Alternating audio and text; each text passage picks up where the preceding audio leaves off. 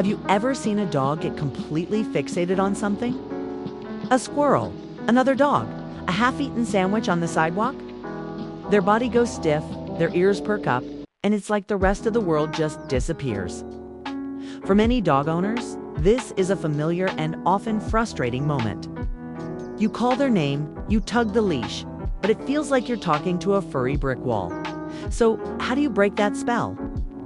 How do you get your dog's attention back on you? Today, we diving deep into the psychology behind one of the most common and sometimes misunderstood techniques in dog training, the redirection. Specifically, we're going to explore that little nudge or tap on the side that many trainers use to snap a dog out of a hyper-focused state. What's actually happening in a dog's brain during that moment? Is it just a simple interruption, or is there more going on beneath the surface? Join us as we explore the science and art of redirection and how understanding it can completely transform your relationship with your dog. To understand why a nudge works, we first need to understand what's happening when a dog becomes fixated.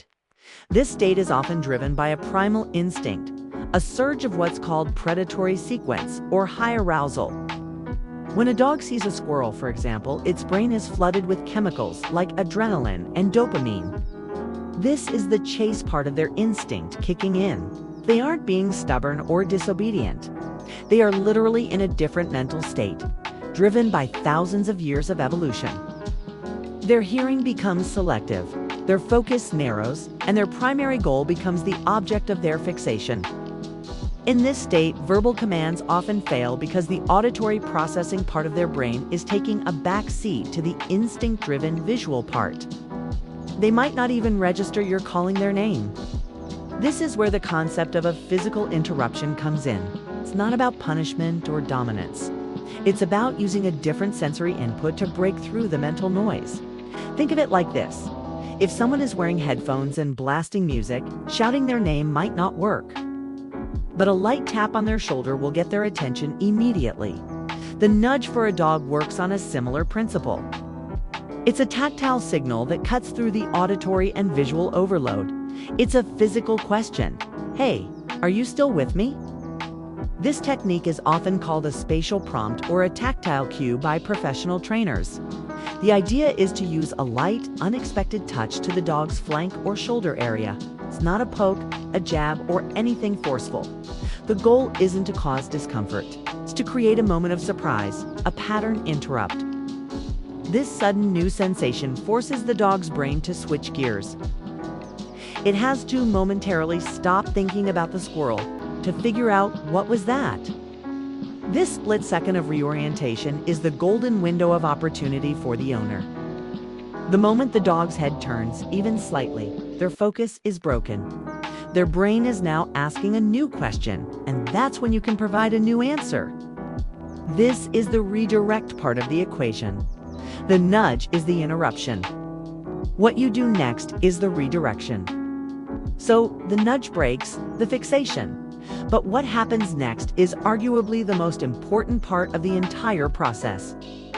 Once you have their attention, you can't just leave a void. You have to give their brains something else to do, a new, more rewarding task to focus on. This is where classical and operant conditioning come into play. As soon as the dog looks back at you, that's your chance to mark and reward. You can say yes and give them a high-value treat. Or you can ask for a simple known command like sit or look at me. By doing this, you're not just distracting them, you're actively teaching them a new behavior pattern. You're teaching them that disengaging from the trigger and re-engaging with you is a highly rewarding experience. Over time, with consistency, you're rewiring their brain's response. The sequence starts to change. Instead of see, squirrel, fixate, ignore owner, it becomes see squirrel, feel a nudge, look at owner, get a treat.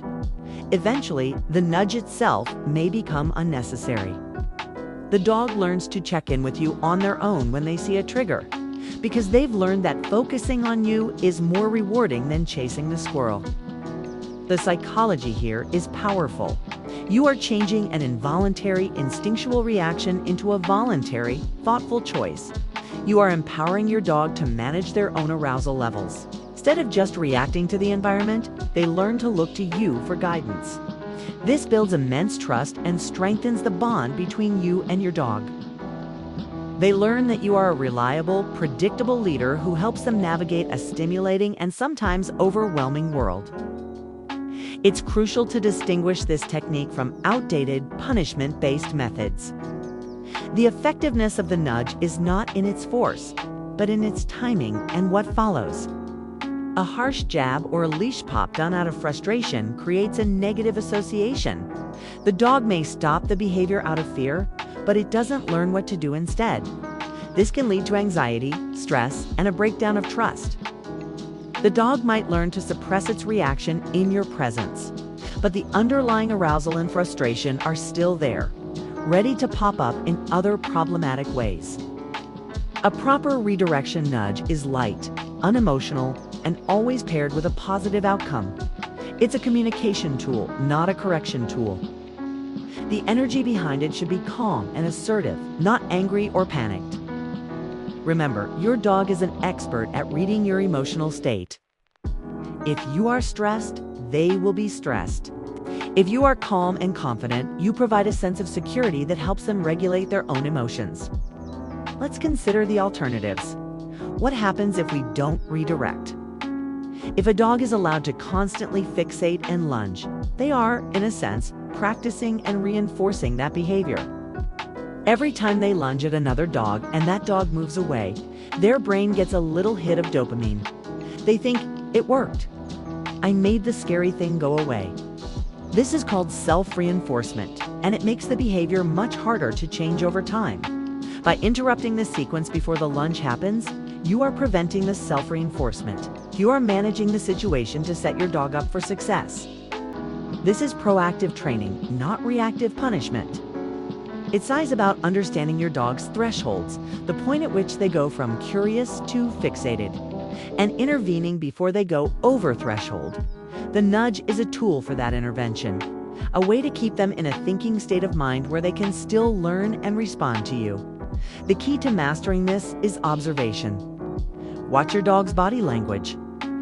Learn to recognize the subtle signs that they are about to fixate. It might be a slight stiffening of the body, a closed mouth, ears moving forward, or a hard stare. The earlier you can interrupt, the easier it will be. A light touch or even a sound can be enough if you catch it early. The more aroused the dog becomes, the more physical the interruption may need to be to cut through the noise, but it should still never be harsh. Ultimately, the goal is to fade out the physical prompt altogether. As your dog gets better at disengaging, you can move to a verbal cue, like a specific sound or word, to get their attention. The physical nudge is just a stepping stone, a way to build the foundation of attention and engagement. It's a powerful testament to how a small, well-timed physical action can bridge the communication gap between two different species. So, the next time you see a trainer use a light tap to redirect a dog, you'll know it's not just a random poke. It's a carefully timed, psychologically backed technique designed to interrupt a primal instinct.